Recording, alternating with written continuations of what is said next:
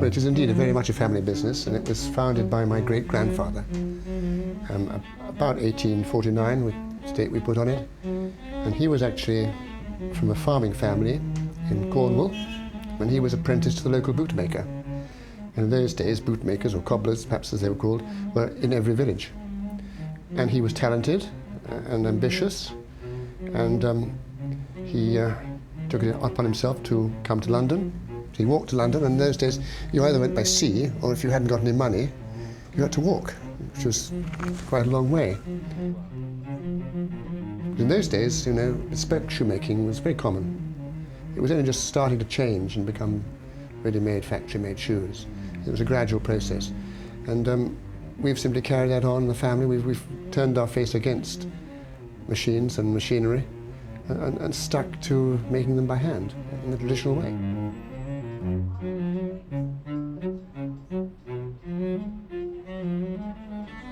I've come here to St James Street in London to explore a very British brand. Some of the finest shoemakers in the world work under this roof. This is the very best of British craft.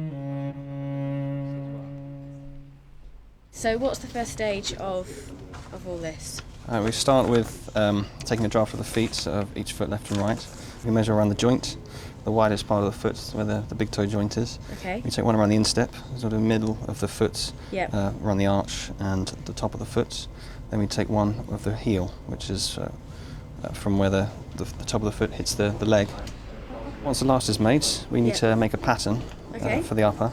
Every shoe has its own pattern made.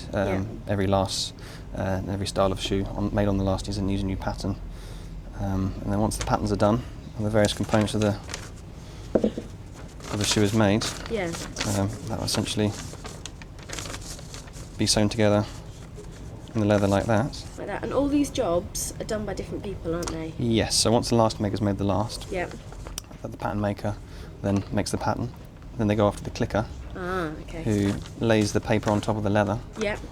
The clicker then gives the leather to the closer, who assembles the upper on a sewing machine. From there, so that's the entire upper made. The entire upper is finished then. And that goes to an entirely different person. It goes to another person who gets all the pieces together for the bottom of the shoe, all the rough stuff. Different parts of the animal with different toughnesses, so we use the belly for things like toe puffs. So it's quite thin around the belly. It's not as tough as skin, and that when it's wet, it's a bit fluffier, less densely packed fibres. So that's good for stiffness because it needs to be quite flexible to bend around the toe. Whereas the sole comes generally from sort of the lower back area, where the skin's a lot tougher. And this is everything needed to make a pair of shoes. It goes to another person who then assembles the shoe.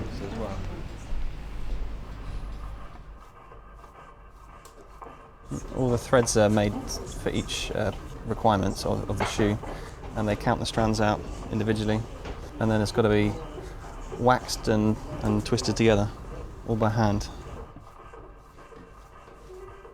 And once the upper's been pulled over the last, it's all sewn into place to the insole with a welt as well.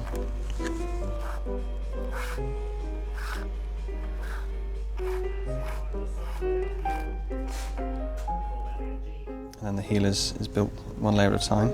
Okay. And then the shoe's essentially ready to go.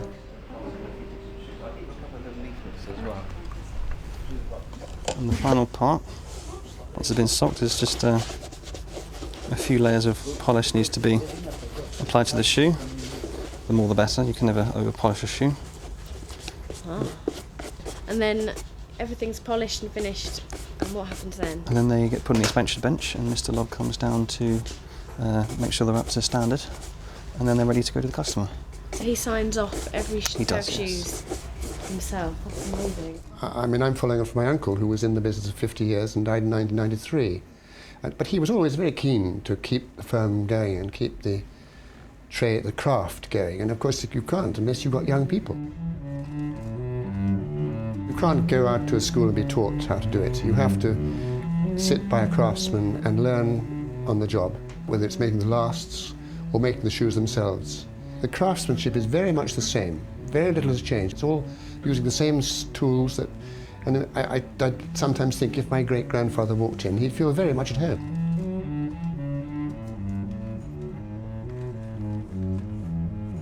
This is a fascinating workroom, stuffed and stacked with generation upon generation of knowledge. Being here is like unlocking a door into the past.